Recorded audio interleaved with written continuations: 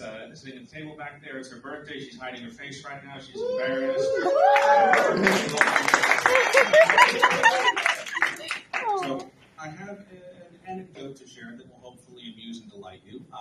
Has less giant vaginas, so I'm not sure how it's going to stack up. The anecdote does require a little bit of scaffolding, so we're going to start. Raise your hand if you have heard of the Zionist conspiracy. Okay, I see some hands. So basically, for those who are not in the know, anybody who speaks about any conspiracy theory is going to use the word they. They control this. They don't want you to know. They this, they that. They just means Jews. Some people will say that the they actually means the government, but let's be real. These people also believe the Jews control the government. I am Jewish, by the way. You're allowed to laugh. These people believe that Jews do control the government, so really it's Jews all the way down. So in that, the Zionist conspiracy is kind of the conspiracy version of saying the quiet part out loud. It's the idea that there is a cabal of hyper-wealthy Jewish people who control all of the world's banks and government and media, which is quite different to how it actually is, which is a hyper-wealthy group of white people doing the same thing. So I need you to sort of make the leap of imagination here to follow what I think you do. Obviously, the Zionist conspiracy is not true. If it were, I'd be much richer, and I wouldn't be here. It's what it is. So now you understand that there is a thing that people think is real called the Zionist conspiracy. I'm a writer. I do sometimes like to play pretend. One of the things I like to play pretend about is that I am a mouthpiece of this conspiracy. I am invested with the authority to make proclamations on their behalf.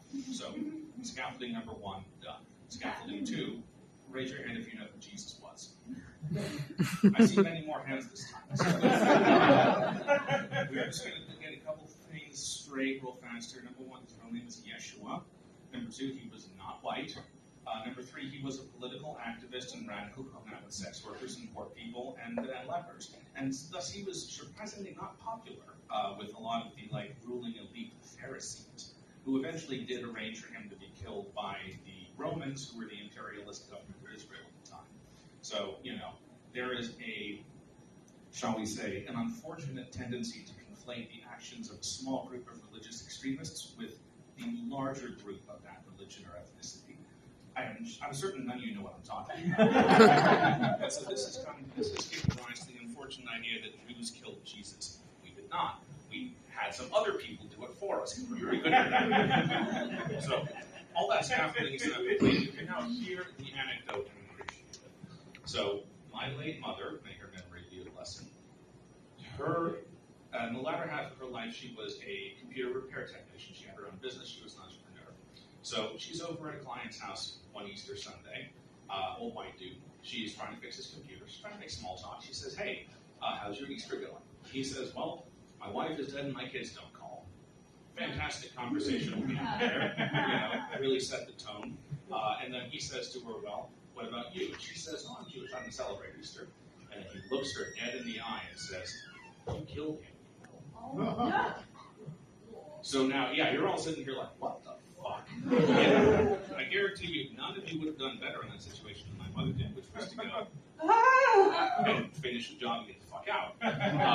So then she went home and she called me because, we had a very close relationship that way. And she fetches to me, that's Yiddish for complaint. She fetches to me about this interaction she had that left her feeling all kinds of icky. So, me being a dutiful son, I say, I'm going to make this better.